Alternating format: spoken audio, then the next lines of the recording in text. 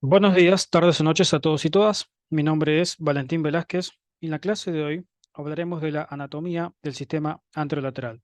Esta clase consiste en la primera de una serie de vídeos de clases que subiré respecto a este tema, que son las vías ascendentes, sensitivas y sensoriales de la médula espinal. Antes de iniciar con la clase del día de hoy, no olviden seguirme en mis redes sociales y suscribirse a mi canal. Ahora sí, comencemos. Las vías ascendentes de la médula espinal se denominan así debido a el trayecto que presentan, debido al vector del trayecto que éstas presentan. Justamente en la médula espinal van desde caudal hacia craneal, desde segmentos distales de la médula espinal hacia los centros cerebrales superiores. A su vez, estas vías ascendentes se pueden adjetivar como centrípetas, ya que nacen desde la periferia y llegan hacia esos centros cerebrales superiores.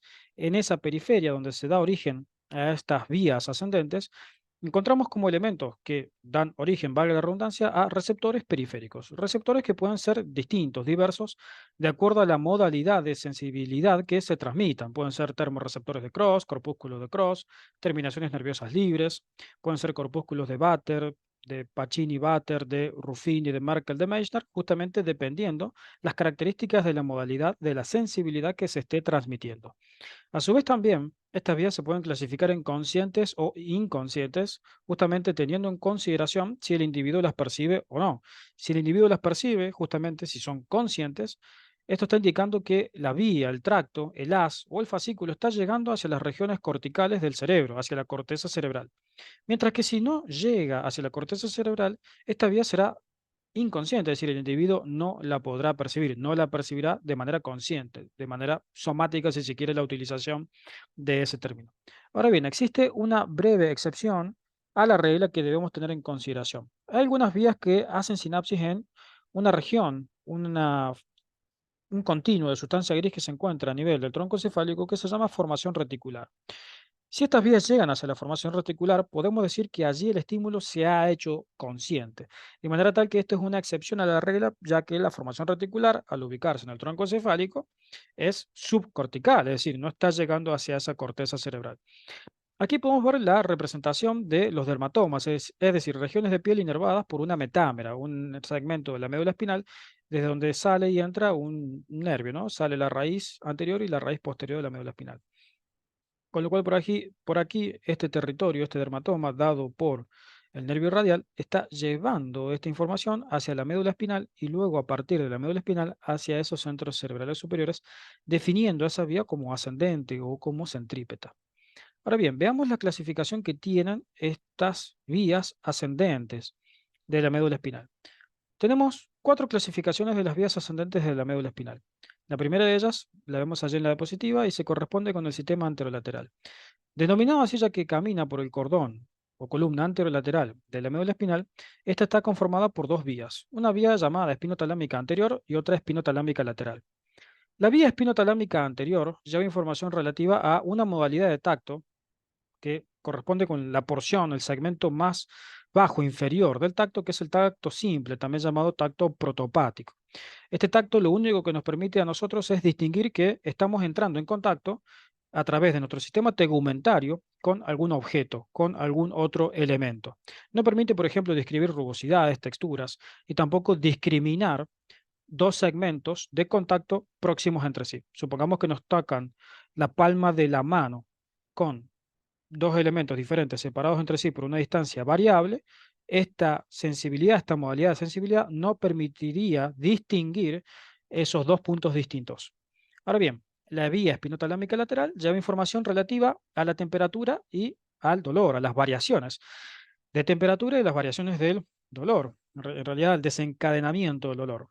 Justamente, por ejemplo, aquí los receptores de la temperatura, uno de ellos, de esos receptores, es el termorreceptor de Cross o corpúsculo de Cross, que lo que hace es detectar los cambios de temperatura a nivel del sistema tegumentario, a nivel de la piel, y envía esa información hacia los centros cerebrales superiores. Y el dolor estará iniciado por receptores que son terminaciones nerviosas libres.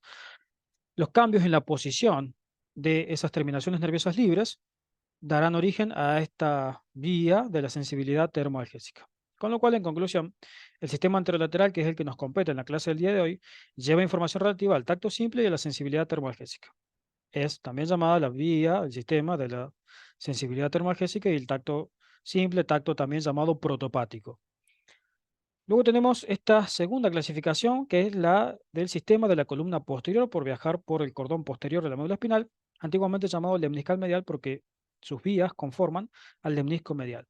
Está conformado por dos fascículos o vías, un fascículo llamado grácil, antiguamente de Gol, y un fascículo denominado cuneiforme de Burdach.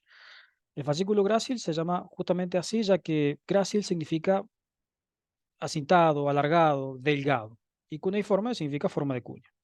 El fascículo grácil de Gol lleva la información relativa al tacto fino, una porción superior del tacto, el tacto discriminativo, la sensibilidad táctil discriminativa. Esta modalidad de tacto nos permite identificar dos puntos de contacto próximos entre sí, nos permite identificar rugosidades, texturas, etcétera, etcétera. Mientras que el fascículo cuneiforme lleva la información concerniente a la sensibilidad profunda consciente. Una sensibilidad que nos permite a nosotros saber la posición de nuestros segmentos corporales sin tener que observarlos necesariamente. Por ejemplo, permite que nosotros sepamos la posición de nuestro pie sin estarlo observando. Luego tenemos esta tercera clasificación, que es la del sistema espinocerebeloso, llamado así ya que va desde la médula espinal hacia el cerebelo, concretamente hacia la corteza paleocerebelosa. Conformado a su vez también por dos vías, la vía espinocerebelosa anterior y espinocerebelosa lateral, lleva información que actuará sobre el mantenimiento de nuestro tono postural. La espinocerebelosa anterior lleva información sobre la activación de diversas motoneuronas y la espinocerebelosa lateral, información relativa a la posición de nuestros músculos, ligamentos, articulaciones, cápsula fibrosa, articular, etcétera, etcétera, etcétera. Por último, tenemos una que no está representada, no está manifestada aquí en la diapositiva, que es la vía de la sensibilidad trigeminal, que llevará a estas diferentes modalidades de sensibilidad, pero de la región de la cabeza, ¿sí? Todos estos sistemas llevan esta información, estas sensibilidades, fundamentalmente del tronco y las extremidades. De la cabeza, la sensibilidad parte a partir de la vía de la sensibilidad trigeminal, conformando los tractos trigémino talámico anterior, trigémino talámico lateral, etcétera, etcétera. Ahora bien, de estas tres vías que tenemos representadas, hay una que es inconsciente y es esta, la espinocerebelosa, ya que justamente al llegar al cerebelo no está haciendo sinapsis con la corteza cerebral, con lo cual el individuo no la percibe de manera consciente, valga la redundancia del término, ¿sí? Es subcortical, con lo cual es plenamente inconsciente. Pasemos a hablar un poquito de este corte de sección transversal de la médula espinal, en donde podemos identificar en color rojo a los fascículos motores descendentes centrífugos y en celeste azul a los fascículos ascendentes, vías ascendentes sensitivas, centrípetas. Aquí distinguimos, por ejemplo, los dos fascículos que conforman ese sistema de la columna posterior. En sentido medial vemos al sistema, en sentido medial vemos al fascículo de Gol, fascículo grácil, y en sentido lateral al fascículo cuneiforme, clásicamente de Burdach. Luego tenemos aquí la finalización, el vértice del cuerno posterior, del asta posterior o dorsal de la médula espinal, que lleva información sensitiva, es somatosensitiva. Y vemos esta prolongación que se corresponde con un tracto llamado tracto dorsolateral de Lissauer. Este tracto dorsolateral de Lissauer, fundamentalmente dispuesto desde la médula torácica hacia abajo, está compuesto por fibras que tienen un trayecto mixto, describen un vector mixto, una dirección mixta, es decir, está conformado por fibras axonales que se dirigen en sentido superior y en sentido inferior dos segmentos adyacentes de la médula espinal. En este sentido lateral vemos a la descripción de la posición del tracto espinocerebeloso posterior, luego aquí el tracto espinocerebeloso anterior, y todo esto que vemos aquí se corresponde con fundamentalmente el sistema anterolateral, es decir, el tracto espinotalámico lateral y el tracto espinotalámico anterior, están caminando por este segmento. Luego visualizamos aquí un tracto, un fascículo que tiene una disposición, al igual que el tracto dorsolateral de Lissauer, mixto, es decir, con fibras ascendentes y descendentes que ascienden uno o dos segmentos adyacentes de la médula espinal, y esto es lo que se denomina como fascículo surco-marginal o sulco-marginal. Aquí tenemos entonces a la representación, las referencias de estos tractos, el espinocerebeloso posterior, el anterior. Aquí tenemos a los sistemas anterolaterales, las vías del sistema anterolateral, por ejemplo, el espino talámico lateral anterior y diversos sistemas como por ejemplo el espino reticular, el espino tectal. Es importante también a la hora de hablar de las vías de la médula espinal repasar un poquito de lo que hace referencia a la anatomía funcional de la corteza cerebral, es importante tener en cuenta la constitución del homúnculo de Penfield, el homúnculo sensitivo y el homúnculo motor. A nosotros el homúnculo que nos interesa es este, el homúnculo sensitivo. Esta representación hecha por Penfield nos permite a nosotros concebir qué regiones corpóreas presentan mayor sensibilidad en comparativa con otras. Vemos que fundamentalmente los labios, la lengua, las manos presentan una gran sensibilidad en detrimento de las regiones anatómicas que configuran el esqueleto axial y luego el esqueleto apendicular. Vemos que el segmento antebraquial, braquial, el segmento femoral, el segmento sural, no presentan tanta sensibilidad comparativa con las manos y la cabeza. Ahora bien, en la comparativa con el homúnculo motor, vemos como, por ejemplo, allí la región genital no presenta prácticamente esta representación porque justamente no tiene tanta inervación. Y esta es una diferencia elemental a considerar de acuerdo a la disposición del homúnculo sensorial y el homúnculo motor de Penfield. Pero a su vez también es importante que nosotros recordemos esta disposición que se llama somatotópica de la representación cortical de los segmentos corpóreos.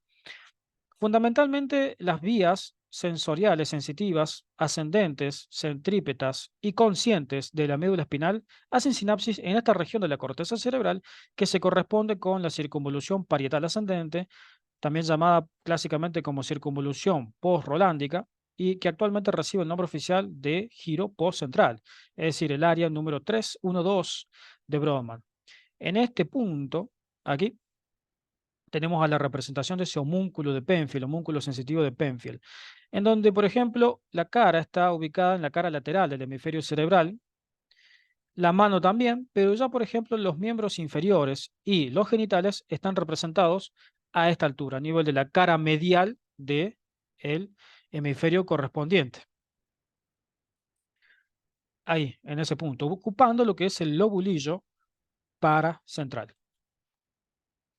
Ahora bien, veamos la conformación de este sistema anterolateral. Dijimos que está conformado por dos vías, la vía espinotalámica lateral y la vía espinotalámica anterior. La vía espinotalámica lateral lleva información relativa a la sensibilidad termoalgésica, es decir, a las variaciones de la temperatura y a la constitución del dolor. Perdón, sí, bien digo. La sensibilidad termoalgésica lleva esa información relativa a la sensibilidad termoalgésica. Y esta vía se inicia a partir de un receptor periférico, ¿sí? Se inicia allí, en un receptor periférico, ¿no? Se inicia, por ejemplo, en un termorreceptor de Cross, por ejemplo, que nos echen agua fría en la cara palmar de la mano. A partir de allí se empieza a despolarizar ese termorreceptor de Cross y envía a través de una prolongación central información hacia un ganglio ubicado a nivel de la raíz posterior del nervio espinal, que se llama ganglio espinal. Y allí encuentra a la primera neurona de este tracto espinotalámico lateral.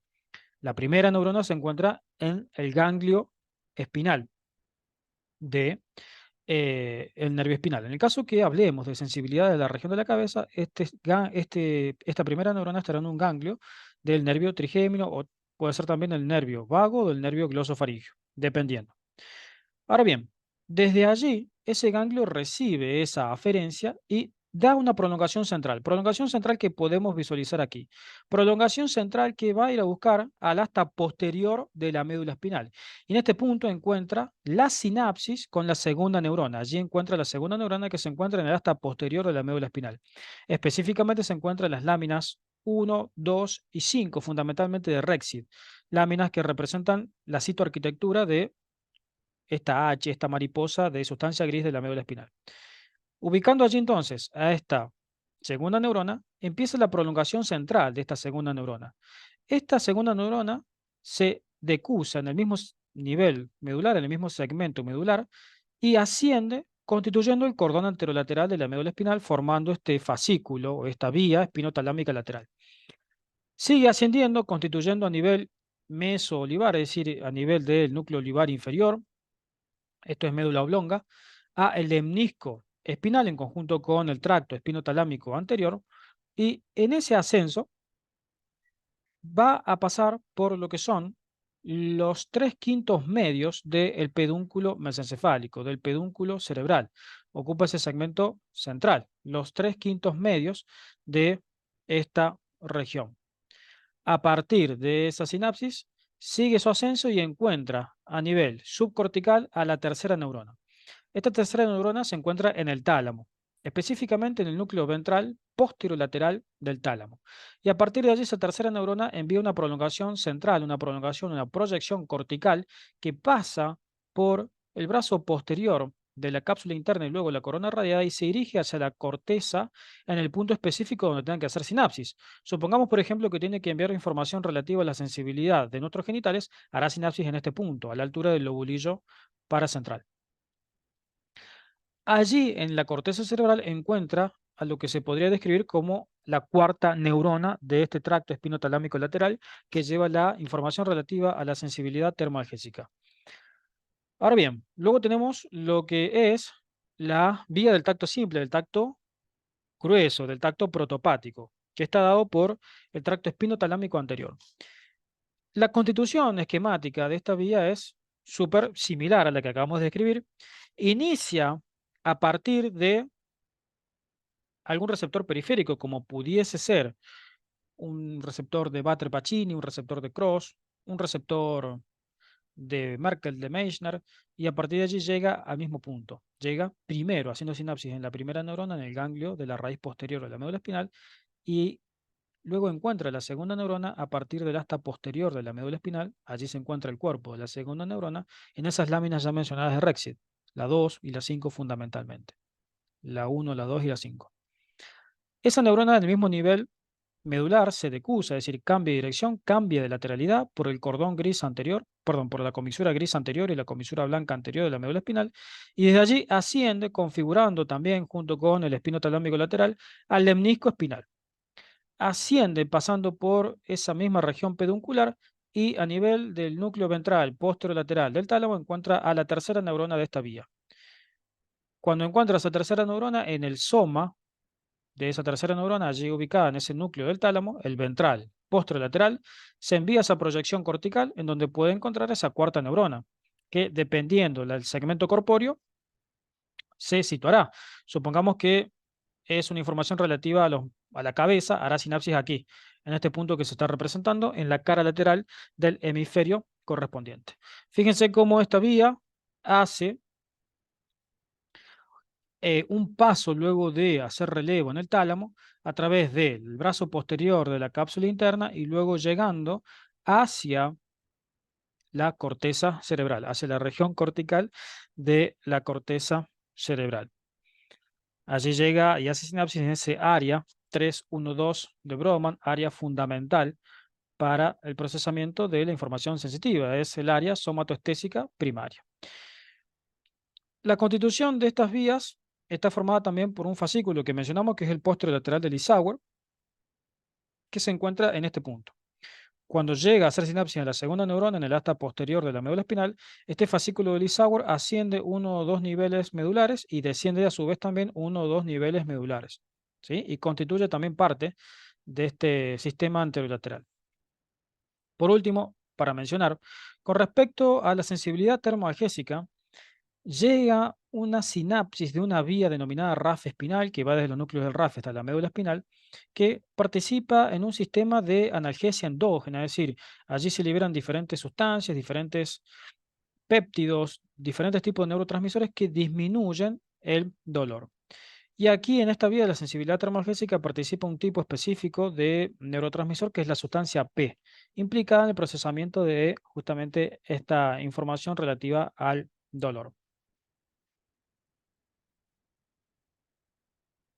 Muy bien, pues eso ha sido todo entonces con respecto a la clase del día de hoy. Espero que les haya gustado y servido. Nos veremos en siguientes vídeos. Saludos.